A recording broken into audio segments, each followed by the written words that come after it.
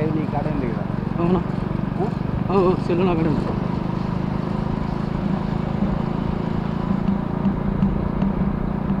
Hello, అవునవునన్నా start అయ్యారు. Points update చేసుకోండి. Kurnool jail నుండి భవానీపురం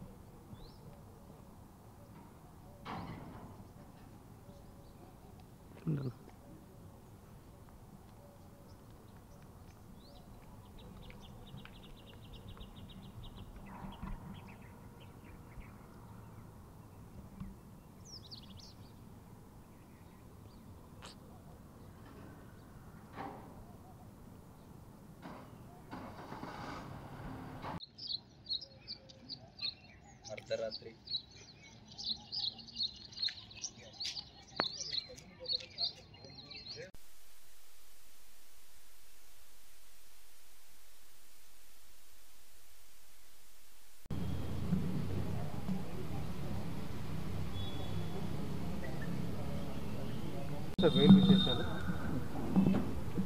పోసాని కృష్ణమురళిపై రాష్ట్ర వ్యాప్తంగా ఈ యొక్క రాష్ట్ర ప్రభుత్వము 17 అక్రమ కేసులు బనాయించడం జరిగింది.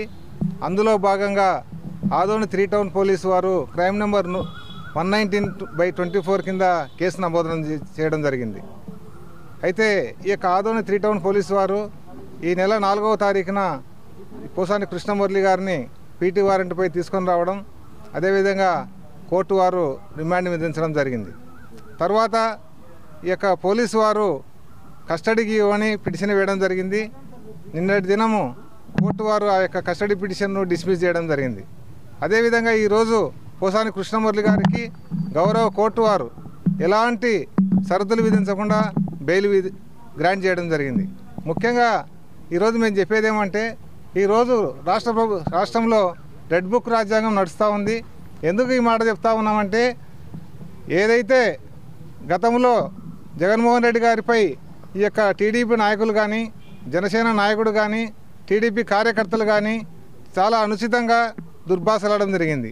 ఆ విషయమే మేము గత నవంబరులో ఇక్కడ జిల్లా ఎస్పీ గారికి కంప్లైంట్ ఇవ్వడం జరిగింది.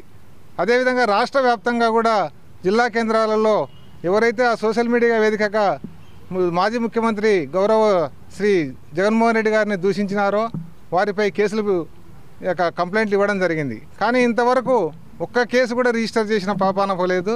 మరి ఈరోజు రాష్ట్ర వ్యాప్తంగా దాదాపు 400 మంది సోషల్ మీడియా యాక్టివిస్టులపై కేసులు నమోదు చేయడం జరిగింది.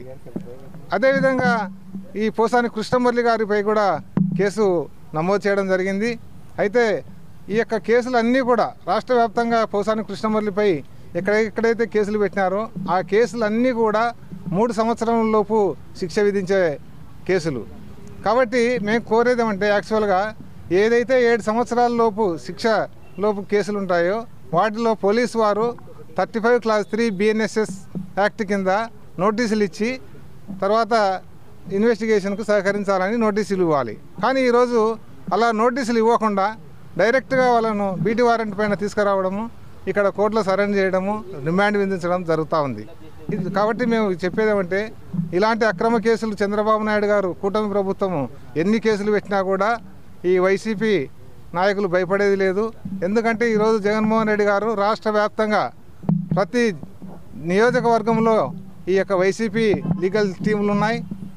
వైసీపీ నాయకులు కానీ, కార్యకర్తలు కానీ, సానుభూతి పరులు కానీ ఎవరైనా సరే వారిపై అక్రమ కేసులు పెట్టినప్పుడు మా యొక్క లీగల్ టీములు స్పందించి వెంటనే వారికి కావాల్సినటువంటి న్యాయ సహాయం చేయడానికి సిద్ధంగా ఉన్నాం.